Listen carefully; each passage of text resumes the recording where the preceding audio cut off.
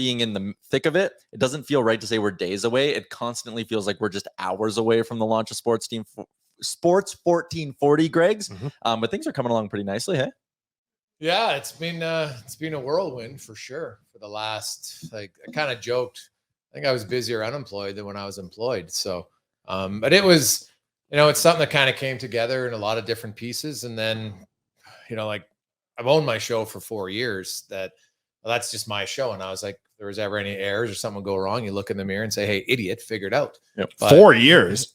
No, I've owned it for 18. Yeah, you said 4 years. Oh, the 4 hours. 4 years. Oh, 4 years. Yes, yes, of course. F-O-R. Went longer than that, 4 years. And so now, you know what? It was lots of phone calls, talking to Jay, because I really, obviously with my history with the nation and, just your guys' digital platform and your digital presence and everything like that. It's, I wanted to try to combine it. I love radio. I know a lot of people were like, it's AM radio. And I'm like, AM radio works, man. And I think it connects people in ways that other things don't. And Edmonton's a diehard sports community. And people, I mean, we're biased, but people are pissed there's no sports radio. Oh, live it. Pissed. Many friends of mine would comment that they felt like something from their day was missing. Yeah. It was gone. They got broken up with. They didn't have that constant in their life where if they were going and taking the dog for a walk or they were in their car, that they could just turn it on and hear a truly local sports opinion.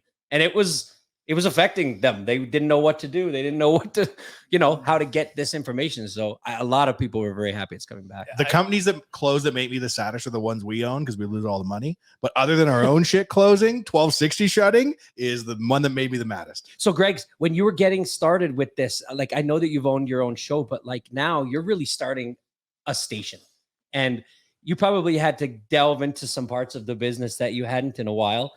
What was that like? Like, what kind of things did you find that you actually really enjoyed, and what were you glad you hadn't been doing? Yeah, well, I want to make it clear. I didn't really start the station because obviously Stingray owns the station. Sure. Partner up with them. And, it's lucky because I worked with Susan Reed before when she was at Bell, and she's left many years ago. But her and I had a history, and anybody who does business, like obviously I had a history with Jay. So I was able to combine like the radio and the digital with people that I worked with. So I think that helped. But obviously, really, I've never had to, like, I've always had to hire people on my show, but I was the host. So I've never had to go out and, talk to people and convince them, hey, like if I do this, because I couldn't commit to anything until I know who are the hosts, right? And you want to get some quality hosts on the show, and then you got to get some quality contributors, and then you need, good operators and guys with experience. So it was a lot of phone calls, right? And now I'm like, and thankfully not texting, because too much texting drives me up the wall. Like, I'm a big phone call guy too. You can solve way more in a short period of time by a quick conversation. And like the digital stuff, honestly, like I don't know much about it. Like I know how it works, but it's behind the scenes stuff. So bugging Madison and Tyler and them. And so the biggest part for me has been there's things that when I had just my show, I only had to worry about that. And I could control all that. And so now it's a bigger process. And so, working with Jackie and Susan on the Stingray side, and then everybody on the nation side, it's unique, and it's been a lot of fun. I'm curious to see, like, once it gets on air, I think I'll have a big sigh of relief just to say, okay, we're up, we're running. And now the show's going. I'm confident, like Kevin in the morning. I think people are going to be really happy with his show. Break down the shows.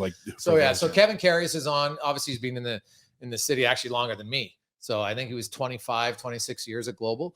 And he, it was kind of the right time. He would be looking for a change. And, he's got good connections into the city. He knows all the teams. He's covered the Elks, covered the Oilers, the Stingers, and obviously loves baseball, the Riverhawks. But he's done tons of stuff with U of A and Nate and everywhere else. So he gets that element of it. And, like you look at who we were able to connect and get his co-host every day. So you're going to have a different co-host every day. So Eddie Steele on the football side. We have Lorianne Munzer, who I'm really excited to have because she can give us a individual sport perspective. She's an Olympic gold medalist. And what sport? Cycling. And she like anybody wants to have a quad measuring contest, don't, because it's not even a contest. But she's also a motivational speaker and a public speaker. So she's very well spoken, and she's really going to focus a lot on the mental side, which I think is cool, because mental side of the game is no different than mental side in business, right? Like someday if you're a salesperson and you're close to a sale and then they back out, well, you're pretty pissed, right? And how do you deal with that? Because sometimes, or then you cold call 10 people and none of them call you back.